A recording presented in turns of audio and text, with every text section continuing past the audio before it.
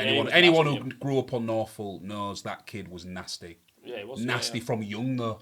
Never really troubled me, to be fair, but just a nasty kid. Well, let me tell you about I knew him, so I kind of got along with him like in, all right, Paul, all right, Ben. And then when I went to G in Year 7, he just headbutted me for no reason.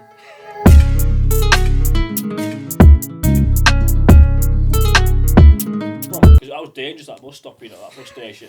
Yeah, it was dangerous. No, mate, honestly, we was lucky that our buses were at the roadside. Yeah. But there's some people Dyson were deaf to get home. Yeah. Don't you remember there used to be a gang called the Station Lot? Was there really? There was a gang called the Station. People in the comments, if you remember the Station Lot, Digger, a kid called Digger. There was a few of them, mate. There was loads of them. The Station Lot, mate. Just infamous knocking people out in the station. I remember after Baby LA's once, everyone flopped there. Yeah, mate. I remember a kid, I'm going to name him Ben Pucker. I remember him. Oh, legend. Him and his mate just beat the shit out of a kid who had nothing. All he had, mate, was a German flag on his jacket. Them green jackets. That's all German flag on. But Ben Pucker and all his lot, this guy was just sat. You know them when you first go on a bus and you see them sideways seats where geeks sit. Yeah. He was just sat there like that, and Ben Pucker just came on, looked at that, and just banged him. Bus driver. This was a young kid, by the way. Must have been about 13, 14. And all Ben Pucker's mates came on, just booting him, and it was just this kid was crying, but he didn't want to get off. Horrible. And then when he sat there, I can't do anything.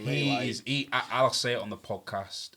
Anyone who grew up on Norfolk knows that kid was nasty. He was had big brothers. Yeah, but that's the story of the estate, though, isn't it? Yeah. I love that. He went to secondary school, right, and the kid who was the cock was just because his big brother said so. Yeah. There wasn't no fight, was there? No fight. It's just the estate hierarchy. You're the hardest in the year. That's it. And then obviously when the big brothers leave, it starts to work itself out. Yeah. You know what I mean? That's exactly what I walked into. Like when my older brother went to Ezel before me. And he got into year 8, and he was a cock of school in year 8, and I was like, I got into year 7, and it was like, fucking hell, his brother's there. And then he left, and then I was like, everyone started to fucking try it with me when he left, when he got kicked out, and I was like fucking fighting every other week. I felt like that was the estate thing. Big brothers. If you've got big brothers or big cousins, you're sort of untouchable, really, aren't you? If you're in a family, you're untouchable, really. It'd go down on what your name is. Carries, it does. Carries weight, real weight, man. My best mate, Adi, his big brother, Laufey Mark, he was a legend one. He was the Don Money on the estate. He was a Don. So Adi was kind of untouchable, and everyone just knew Mark. He was good at football. He was the cock of Fifth Ave. Yeah. And he went to Cooper and G, didn't he? Yeah. So at G Cooper and back to G again. And he was into all the uprising and the rave scene. So I kind of felt safe with Mark, looking out for me and Adi. But yeah, big brother, man. If you had a big brother on the estate, and I was the oldest of it was me and my little brother. Yeah. So yeah, if you've got a big brother or a big cousin. So I'd say an infamous time on an estate is a Friday night. Yeah. Friday night. After school, dump your bag down. Friday. I don't know why Friday was more popular than Saturday, but I feel like Friday was the night. Yeah, because it was all planned at school during the day. Yeah. What was you all getting up to on your Friday? What was your Friday night routine? Planning who's going to do the beer run. Yes.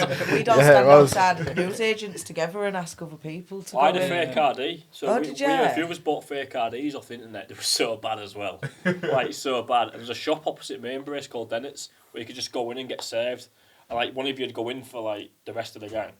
And it'd be 20/20 or super strength. Tenants. Do you know what I mean? Tenants. You only needed one of them. But what you'd do is just start off with we'd get 2 tenants, and after that you got, I don't know what, I'm going to get a kind of Foster's as well because it's just pissing it Foster's. Yeah, it was cheap. And then where we'd end up is there'd always be an house party going on. And you was the guy, we'd always say, see where Chiedu's at. But then we'd go to Mosconi's where you lot would knock about because you had some beds there back in the day then. Yeah. So we'd all go in there and try and wear my way in with Chiedu and his mates. But then we used to go to an house party and then you'd say to us, where's the house party tonight? And you lot would fucking turn up, mate, and ruin it. Yeah, we would. Because you'd turn up in numbers. Man. And we'd be there, a few of us, going, oh, it's sorted, some beds, some lads. And then you'd just turn up with about 30. Well, not 30, but at least 10. Yeah, but the thing is, though, it's childish behaviour, really.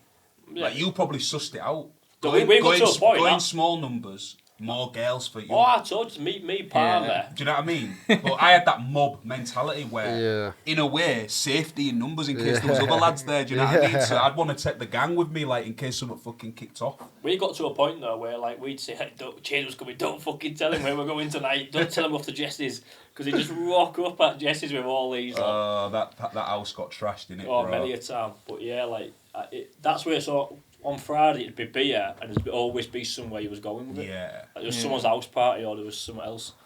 Even still though, like even if you weren't going to an house party, you'd be like, right, we're going on rugby club, or we're going on like Recca, or like somewhere like that. And then we had a field loads. near ours called Belly Field, and it had like a shelter on there, so everyone would just go there for the night on a Friday. Yeah. But then I always tell these, I had this one mate at school, and like his mum was always out, like working late.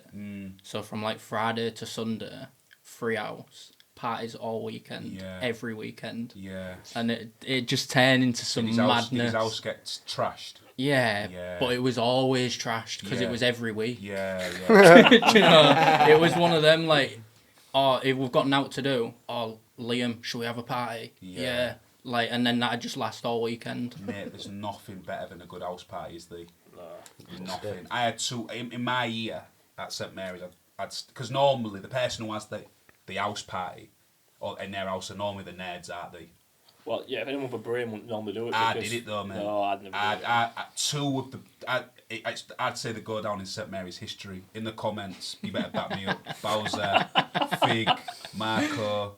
Like, back me up, like, I had 2 parties, infamous lands, these infamous, mate, like, mad, but, like, the first one, I thought I was clever, like, so, like, I knew my mum was going to work away, so I told all the year group, come, bare girls coming, all the guys are coming, like, this is sick, On the day of the party, my mum decides to tell me my auntie is coming from Nigeria with her kid, with her, like, 4-month-old kid, to the house. What did I do? You'd think, party off, lads. It's not happening. I tried to fit it in. We had it. My auntie, big up my auntie Uju, well, my mum's going to know now, but she didn't grass. My auntie, like, proper freshie from Nigeria, like, helps me clean the house, like, everything. Sick. That's sick. It was, mate. It was, man. It was classic, man. We didn't really have house parties. We used to, no, like, you know, like, when you said travelling numbers. Yeah. And then we knew, like, older kids. So, like, after we'd stopped, like, stealing cars and stuff like that, and they actually had legal cars, we just used to have, like, 5 or 6 cars around Yellow Shelter, and they'd just, like, all put the stereos on, all have the headlights on, do you know what I mean? And that used to be our little... Boy racer culture. Yeah, we didn't really sit on, like, we didn't really go in people's houses about like that, apart from, like, if someone's mum went on holiday or something. Yeah. Parties was when I was everywhere, though. Yeah. I always said, I was about... Yeah, like, all around Hull. Bransham, Long Hill, Bilton Grange, like... if going to a party though, when you've gone there and you're thinking, I don't fit in here, I've got to get out of here.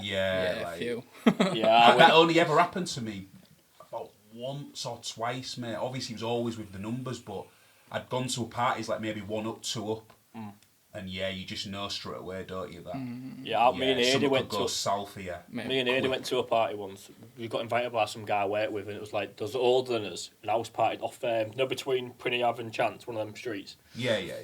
It's nice round there though. No, but this was like the top end, so it's the not nice end. Yeah. I can't remember the name of the streets and that, and we got in there and I was in there going, oh, this far been great. Yeah. And they started on Adi, and Adi was so pissed he couldn't even stand up. And this guy was like, I heard him say, I want to fucking fill him in. So I had a few beers like, no one's hitting him, don't worry. Anyway, we both got fucking filled in at his house party. Yeah, but I was an idiot. I went, come on then outside. As soon as I turned my back on him, mate, he just fucking lamped me.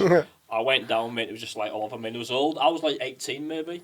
And he must have been mid-20s as well. You should know better, man.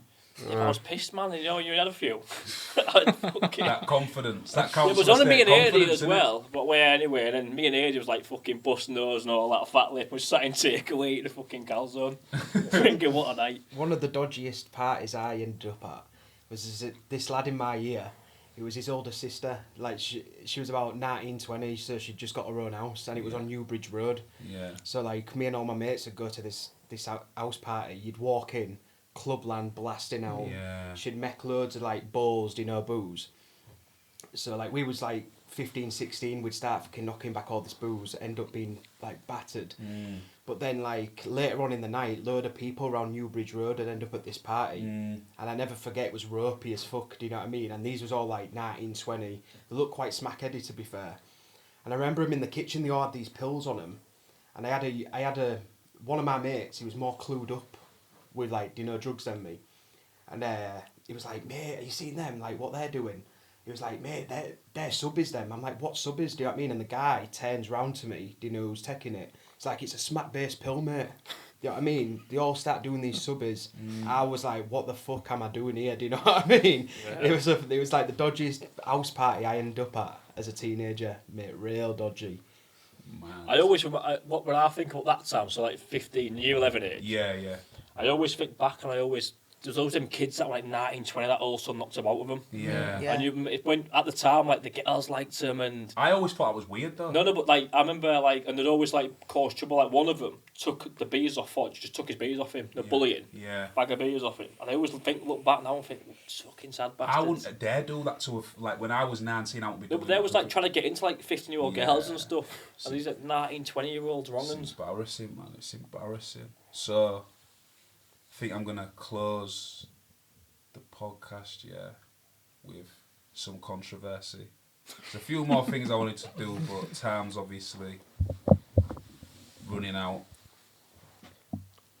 What is the worst part of all? Okay, well, here we go. Through experiences, though, not through just being biased. Not being biased. Like, if you think your own area is the worst, then say it. Like, I think for me, it's where I felt safe in my area. Yeah. Like, everyone shouldn't they? Yeah, I always felt safe. Like everyone knew everyone, and my dad lived on Boothby, so I was all right on there. Not knocking about, but I always felt safe on there. And the area that I still to this day don't know my way around is Eastall. Like that's the one where. Can you be specific though? Like, is there a part of Eastall what you think? Oh, it's just like Preston Road. What for are you me. digging at here? No, Preston Road for me. That area is just like. Yeah, it's the one where if I ever went up there as a youngster, I was like, this is... It's wasteland. Man, you should have just given me a little knock. No, yeah, but I mean, like, I just didn't know anyone. It felt far from home as well. I remember I used to go and babysit with like a girl you liked. Yeah. I remember going on babysitting for my uncle like up Preston Road area, so I biked there, which felt like a fucking trek on a fucking BMX. I remember thinking like being scared, like streetlights don't work and stuff, and so far apart. Yeah. You're just driving through darkness. Biking through it's like Long Hill, that. What about you, Deez? What you say for you is the worst part of the city? Do you think? I don't know. Like it's hard. It's hard because I always think, when I'm up there now, I always think like Ezel Road and that. Yeah. But I don't know whether it's because like that end to me is just it's alien like. Yeah. So like when I'm walking up there, I'm like, it's grim round here. But it is. It is. Ezel Road is grim as fuck. From experience, though, I'd say like Newbridge Road and that. I always thought that place was like minging. Yeah. To be fair, bro. Like. What about you, Stella? I'd say Newbridge Road. I agree with Deez on that one. And because we used to be like Archie, whenever we went onto Barham, like where the flats was, we used to think that was a shithole. What, like Bilton Grange and that? Yeah, like Barham and that. See, I think Bilton Grange. These are all safe ends. I think Bilton Grange is safe. I used to think Yellow Shelter and that I think Bilton Grange is safe. I think, for me, Newbridge Road, you've got a good shout there. That's like the Gaza Strip, mate. Yeah. I don't think it's that bad, though. I think like the town end of Oldness Road, like Holland Street and all them. Yeah. That all links to Newbridge Road, doesn't it? Like Witham. A bit fair. Yeah, it's something about like near like Brazil Street and all that. Yeah. Witham skanking. Yeah, like that for there. That's grim. What about you? What are you saying? Man's Branzome always has been. Yeah. That's. Yeah, I think Bransome's got a rep that it doesn't deserve, me. Like, it deserves it. I know a little bit. It deserves it. One summer we knocked him out on Bude Park from like our school, like year 10 area. Is that when Ash was with? So we'd go up there, and I was at first was a bit kind of this isn't right, but then I thought it was alright. Mate, every time I've been on Branzome, it's been a bad experience. Like some fight, some chase, like near North Point and that. Oh really? Yeah, I think it's alright, man. I don't think it's great, but I don't think it's as bad as a rep is for Branzome. What are you saying, Lenny? I don't know. Like in terms of like roughness, Yeah. I would just say like Cavill Place was always like. Bro, I was gonna say that was gonna be mine. That was gonna be mine, bro. Cavill Place and like the Coltman Street back end of it, bottom of Ezra Road. I think like it was always dingy down there. It was always like like it was just all. You just think if you're walking down there at night, you think there's a good chance. Well, as a kid, I used to think there's a good chance there's a baghead gonna pop out and try to have you fucking falling out. I used to get the number 1 bus. Something like that. Even like as an adult going home to Booth Free, it was just I wouldn't get off the bus or out. Do you want to just step? Can you step out of the thing? Yeah. Nice to meet you anyway, mate. Yeah. My guy, big up Lenny Green, the cock of the podcast. See you later, bro. See you in a bit, mate. I just got it in the room. The Westall has left the building, man. Shout out Westall.